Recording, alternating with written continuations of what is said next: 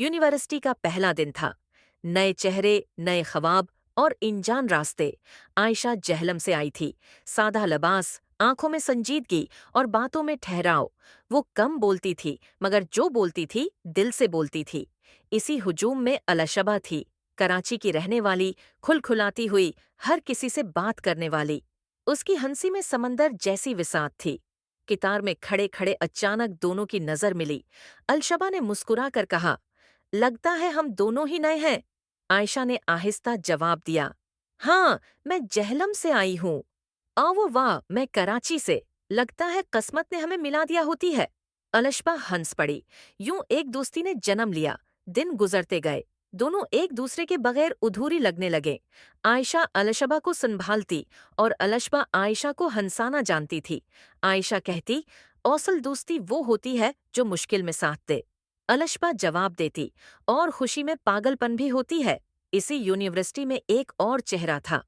अकेला, खामोश, मगर आंखों में चालाकी। इसका नाम हबीबी था। वो अरबी उर्दू मक्स बोलता था।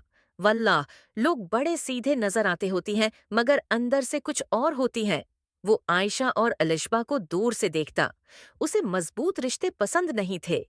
एक दिन हबीबी जानबूझकर अलिशबा से टकरा गया। आवाज सूरी, सूरी, गलती होती है। अलिशबा ने नरमी से कहा, कोई मसीला नहीं।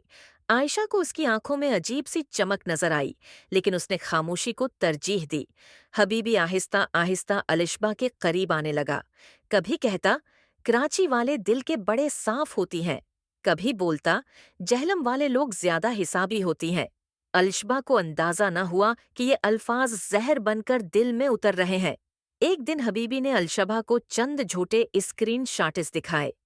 देखो, आयशा तुम्हें खुद गरज कह रही होती है। अलशबा के कदम लर्ज गए। कराची का खुला दिल पहली बार टूटा। अलशबा ने आयशा से सामना किया। तुम मेरे बारे में ये सब कहती हो? आयशा हैरान रह गई। ये झूठ है। मैं जहलम से हूँ, बात कम करती हूँ, मगर दिल साफ होती है। लेकिन अलशबा खामोश रही। खामोशी सबसे खतरनाक हथियार होती है। हबीबी दूर खड़ा मुस्कुरा रहा था। दूरी पैदा हो गई होती है, अब बस वक्त का खेल होती है। कुछ दिन बाद अलशबा को एक पुरानी वॉइस नोट मिली। हबीबी की आवाज थी, उन दोनों की दोस्ती तोड़ना आसान होती है, बस एक को दूसरे के खिलाफ कर दो। अलशबा की आंखों से आंसू बहने लगे। उसे एहसास हुआ कि उसने किस पर भरोसा किया था। वो फौरन आयशा के पास पहुंची। जहलम वाली आयशा खामोश बैठी थी। अलशबा रो पड़ी। मुझे माफ कर दो, मैंने कराची का दिल शक में जाया कर दिया। आयशा ने उसे गले लगा लिया। सच्ची दोस्ती जगह नहीं देखती, न शहर, न लहजा, बस नीयत देखती होती है। अगले दिन हबीबी का सच सबके सामने आ गया। इंतजामिया ने सख्त कार्रवाई की। वो हिकलाते हुए बोला, ये सब गलत फहमी होती है, मगर अब उसकी जबान का जहर बेअसर हो चुका था। आखिर में यूनिवर्सिटी के लान में जहलम और कराची की दोस्ती साथ बैठी थी।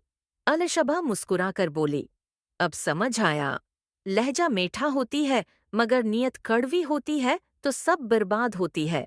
आयशा ने कहा, और सच्ची दोस्ती हमेशा